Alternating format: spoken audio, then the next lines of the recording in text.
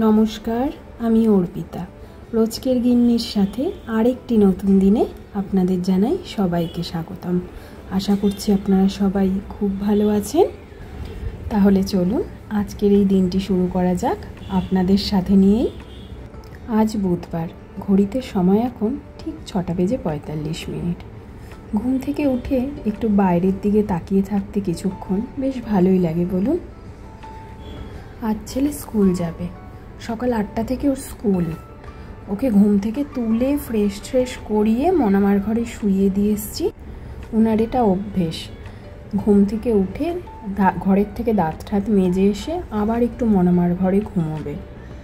তারপর আবার আমি ব্রেকফাস্ট বানাবো, তারপর তাকে ডাকবো, খাবে, তারপর আবার একটু শোবে। তারপর সে উঠে ড্রেস পরে বেরোবে। এই করতে করতেই প্রায় 8টা বেজে যাবে। ঘুম থেকে উঠে সবার প্রথম কাজ হলো আগে বাটি ভরে জল গরম করা, তারপর সেটা সবাইকে দেওয়া। মানে সবাই বলতে আমরা ঘরে যে কজন আছি। সকালবেলা একটু গরম জল না খেলে গলাটা যেন কীরকম ধরে থাকে, তাই না? আমার জল খাওয়া হয়ে গেছে, এখন ছেলের জন্য রেডি করছি।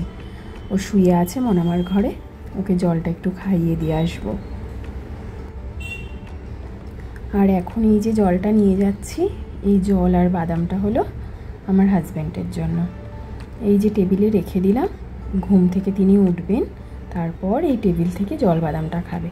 এই জল বাদামটা না দিয়ে রাখলে সে ঘুম থেকে উঠে এক গ্লাস জলও খাবে না, উঠে নিয়েই বাথরুমে চলে যাবে।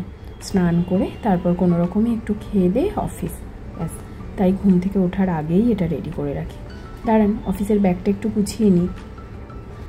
সকালে ঘুম থেকে ওঠার পরেই যেন একটা ছোটোখাটো যুদ্ধ চলে। যতক্ষণ না হাজবেন্ড ছেলে বাড়ির থেকে না বেরোবে, ততক্ষণ এই যুদ্ধটা কন্টিনিউ চলবেই। তারপর ওরা বাড়ির থেকে বেরিয়ে গেলেই পুরো বাড়িটা ফাঁকা। চাল ডাল দিয়ে একবারে আজকে ভাত বসিয়ে দেব। সকালবেলায় ছেলেও এটা খেয়ে যাবে, হাজবেন্ডও এটা খেয়েই অফিস যাবে। অন্যদিন ছেলে দুধ কর্নফ্লেক্স খায়, কিন্তু আজকে এটাই দেব ভাবছি।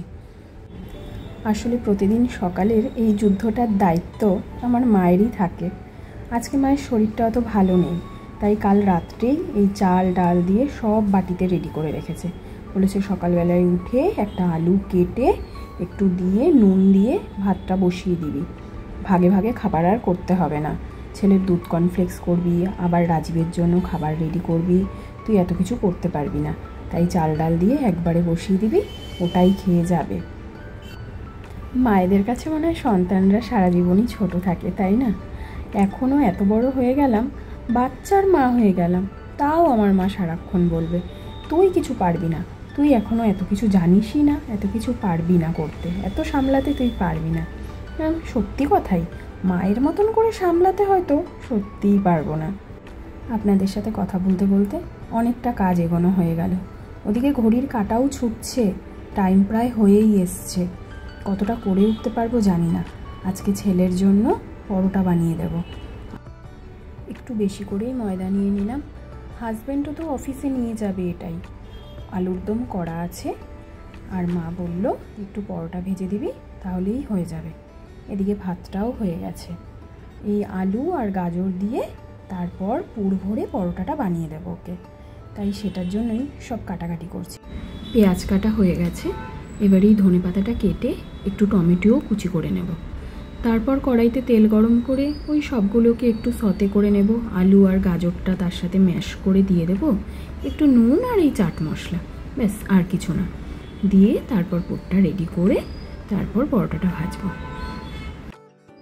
দাঁড়ান, স্যারকে আগে একটু রেডি করিয়ে নিই, না হলে আজকে সত্যিই মনে হয় স্কুলের গেট থেকে বেরিয়ে করে দেবে।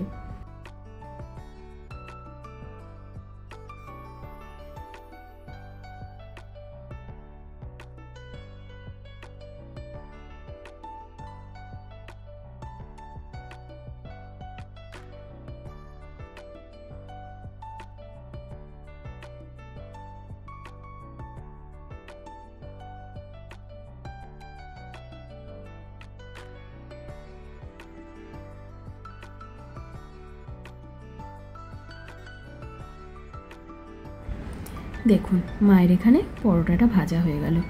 একটু বাটার দিয়ে তারপর পরোটাটা সেঁকে দিচ্ছে। পুরটা ভরে নিয়েছে। ছোট্ট মানুষের জন্য ছোট্ট পরোটা, স্পেশাল খাবার বলে কথা, স্পেশাল মানুষ। এখন টিফিন বক্সে ভরে টিস্যু পেপার দিয়ে আটকে দিচ্ছে। কত যে স্টাইল। চলুন এবার রওনা দেওয়া যাক স্কুলের উদ্দেশ্যে। লিফট চলে এসছে আর আমরাও এখন স্কুটি নিয়ে বেরিয়ে পড়লাম।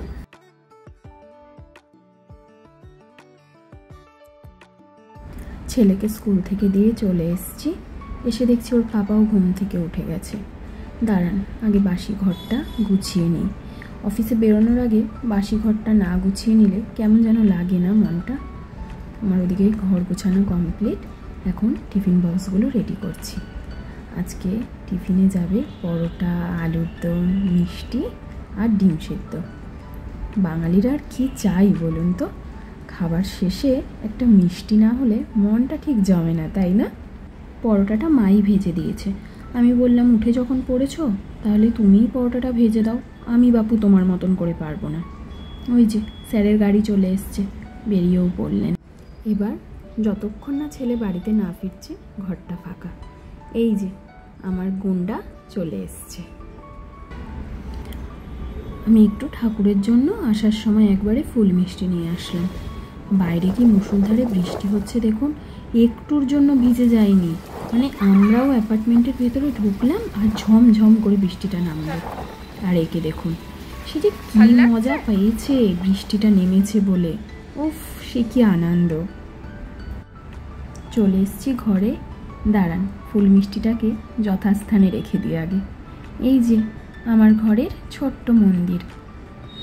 এখানে লক্ষ্মী, গণেশ, লক্ষ্মীনারায়ণ, বজরংবলী, এদিকে আছে জগন্নাথ, আর পাশে যে হলুদ মূর্তিটি দেখলেন সেটা হলো মা সরস্বতী। এই যে দেখুন, স্কুল থেকে ফিরতে না ফিরতেই দুষ্টুমি স্টার্ট। আজ সকালে এখন আমি ব্রেকফাস্ট করিনি। আমার ব্রেকফাস্টটা দেখলেন? আজকে কি খাবো ব্রেকফাস্টে? আমার ব্রেকফাস্টটা দেখে কিন্তু কেউ হাসবেন না। চলুন, মন ভরে খাওয়া দাওয়া কমপ্লিট। এবার ছানাকে স্নান করিয়ে নিয়ে আসি। হয়ে গেছে স্যারের স্নান। সারাক্ষণ মাথার মধ্যে দুষ্টুমি ঘুরছে। এই যে স্নান করে রেডি হয়ে তিনি এখন লাঞ্চ করতে বসবেন। মা ওকে খাইয়ে দেবে, মাই ওকে খাওয়ায় বেশিরভাগ। আজকে ওর লাঞ্চে মেনু হলো হলুদ গুঁড়ো দিয়ে ভাত আর চিকেন স্টু। মুখটা দেখুন কেমন করছে, টিভির জন্য বায়না করছে মায়ের কাছে। টিভি দাও না, দাও না, টিভিটা দাও না। থাক, ও খেয়ে নিক, ততক্ষণে আমি আমার কাজগুলো করে স্নানটা করে আসি। কাজ বলতে এখনও ঘর মোছা পড়ে আছে সারাদিনের, এখনও ঘর মোছা কমপ্লিট হয়নি। ঘর মুছে স্নান করব।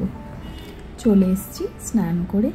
সারাদিনের বহু অপেক্ষিত সময় এটি। স্নান করে এসেই আয়নার সামনে দাঁড়িয়ে কেমন ঢংচং স্টার্ট না? আমরা মেয়েরা মনে হয় আয়নার সামনে দাঁড়ালেই খুব ইনোসেন্ট হয়ে যায় না?